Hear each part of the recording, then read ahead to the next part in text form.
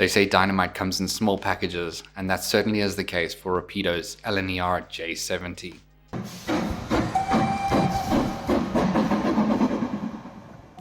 Hey guys, welcome back to Proper Chuffed. My name's Hilton and I have absolutely no idea what I'm doing. That's half the fun of this, isn't it? If you're new to the channel and you enjoy this content, please consider subscribing. That would be a great help. If you're a returning viewer, welcome back guys. It's good to see you again. This week we're taking a look at Rapido's LNER J70. And this is probably going to be the smallest locomotive on my layout. And I'm rather excited about it, to be honest with you. Growing up as a young lad, I think I, like many others, found Thomas the Tank Engine a sort of entry point into the world of trains. And while it certainly doesn't pique my interest as much as it did back then, the lasting impression of certain characters has made a mark. And one of those characters was Toby. Toby was a J70 Tram engine, and Rapido have brought this model to life in 00. I picked this up for about £127 from Kurno Model Railway Centre. It's always a great assurance to modelers like myself out of the UK to be able to get packages safely, securely, and very quickly too. So without further ado, let's dive straight into Rapido's J70. So here is our LNER J70. This is produced by Rapido, obviously, and it seems to be in collaboration with Model Rail. So let's take a look at it, unbox it, and see what's inside. Inside you'll find some padding, and of course our instruction manuals.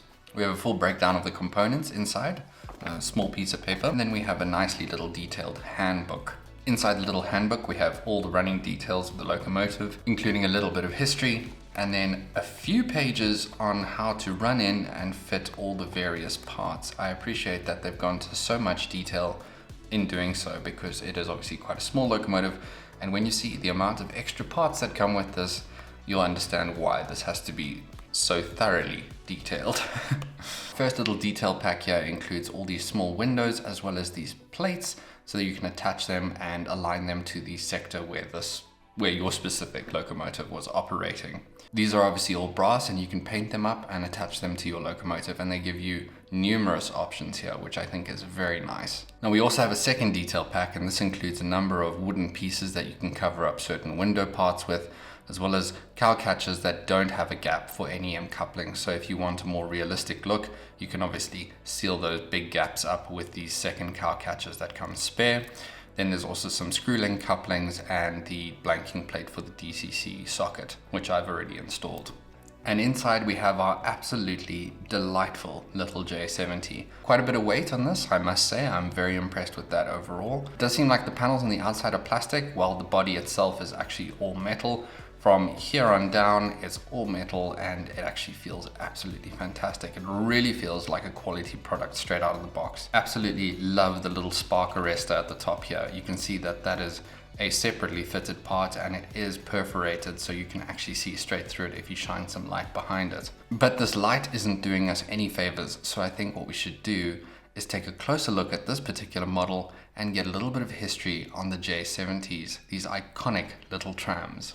The LNER J70, or GER Class C53, is a unique and historically significant locomotive, known for its distinctive tram design and its role in serving light railways, particularly in the docks and industrial areas of East Anglia. Designed by James Holden for the Great Eastern Railway, the J70s were an evolution of the earlier Y6 tram engines. Introduced in 1903, the J70s were built to meet the demands of dock and street tramway work, especially on the Wisbech and Upwell Tramway. Their enclosed tram-style design allowed them to operate safely in built-up areas and along streets, where traditional steam engines were unsuitable. The boxy bodywork, cow catchers, and side skirts concealed moving parts, protecting them from dirt and enabling operation on light, restricted tracks. The J70s were 060 tank locomotives with 2 cylinders, a 140 psi boiler pressure, and a tractive effort of 12,750 pounds. Equipped with a vertical boiler and gear-driven valve system, they had a maximum speed of around 15 miles an hour,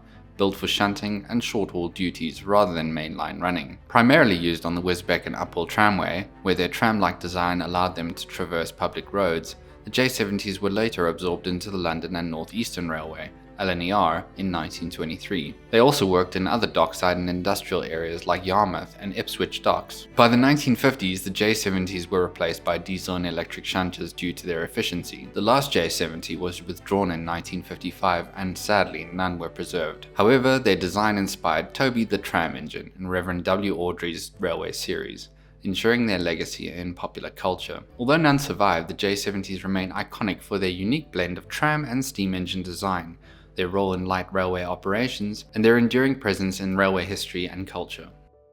Right off the bat, Rapido's J70 is an exceptionally detailed model reflecting the unique tramway appearance of the prototype. Under scrutiny, accurately applied rivets, finely molded wooden panels, and clear glazing on the windows are just a few of the standout features here. The cow catchers are exceptionally dainty, yet robust, and reflect the attention to detail that Rapido have put into reproducing this little icon in scale.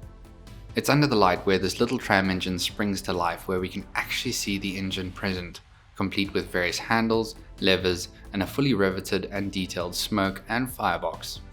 On the side of the body, and front and rear, small chain links are present and delightfully to scale, and this attention extends to the lower half of the engine, which is all metal and shows off some impressive buffer detailing. The buffers are sprung, but I will say again, this really isn't all that important in 00.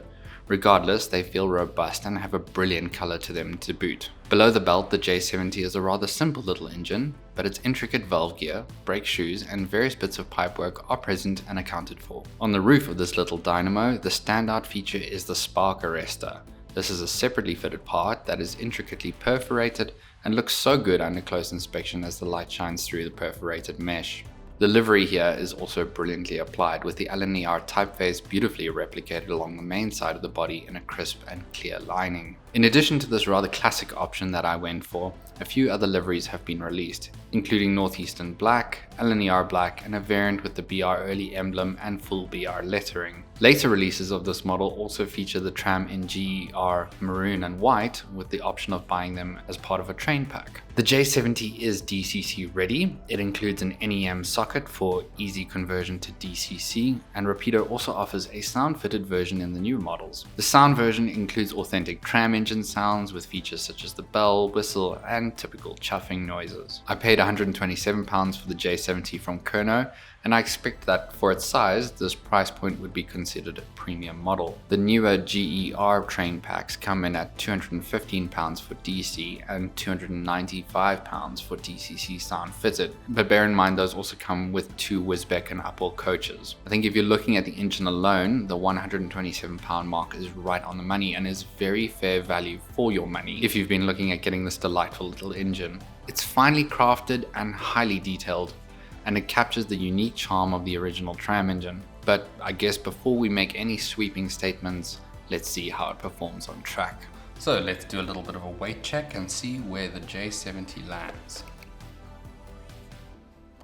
A very respectable 168 grams. I think that's quite impressive for a locomotive of this tiny size. Obviously the plastic on the top doesn't weigh all that much, but that's a really impressive little figure for an engine so small. On track with the J70, and its diminutive size is a rather odd thing to see on my layout, putting her under power, and there is a little bit of cogging here at slower speeds. In all honesty, it was a bit worse until I adjusted the back EMF on the decoder and increased the starting voltage. Both backwards and forwards at speed step 1, the little tram moves without much resistance, though it does seem nearly impossible to decrease the speed further than this. The motor is fairly quiet, producing next to no audible interference, but let's give it a proper run in for 30 minutes in each direction and then put her to work.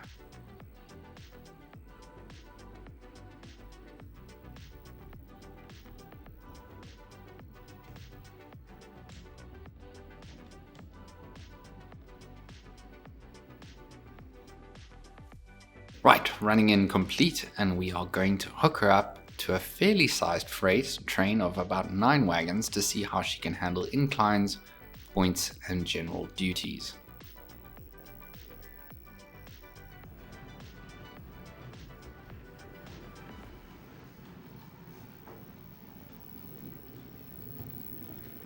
The little J70 certainly doesn't lack in power, hammering her way up the incline of 1% with ease and no visible wheel slip.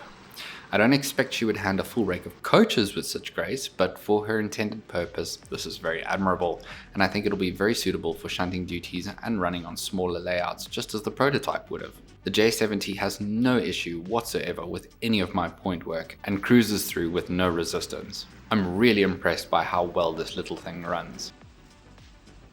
And isn't that just one of the most charming sights you can see in model form? A little tram powering around a layout with a decent rake behind her. I'm absolutely delighted by it.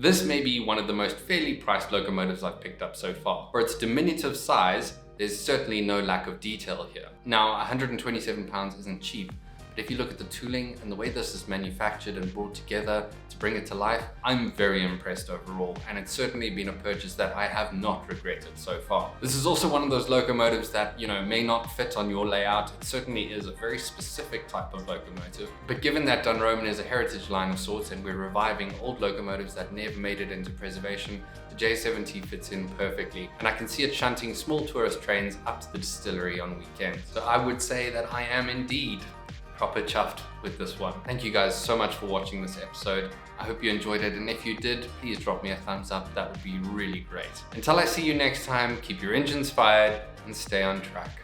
All the best.